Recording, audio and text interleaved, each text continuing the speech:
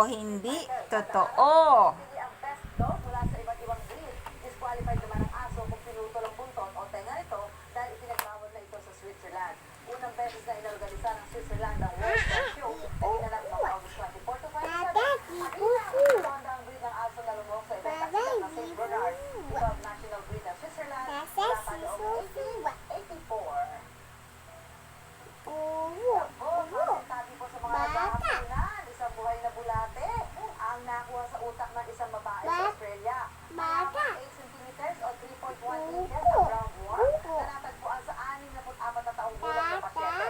Ayon sa doktor na sinuro sa kanya, ito ang unang beses na may ganito kahaba at buhay na parasite sa utak ng isang tao. Karaniwan daw natatagpuan ang ganitong uri ng roundworm sa mga python. Inaalam pa kung paano ito napunta sa utak ng pasyente. I-admit sa ospital ng pasyente dahil sa pananakit ng tiyan, dagnat at tubo bago siya nagsimulang makaranas ng memory loss at depression. Dumaraan ngayon sa therapy at mahabang diagnostic process ang pasyente. Navigo.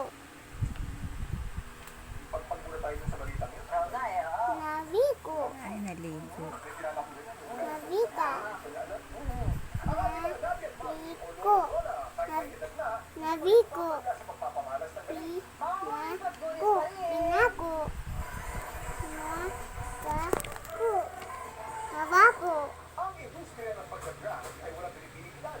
Kaya pinatulayan ng pulis, magpulis, na magpapasikat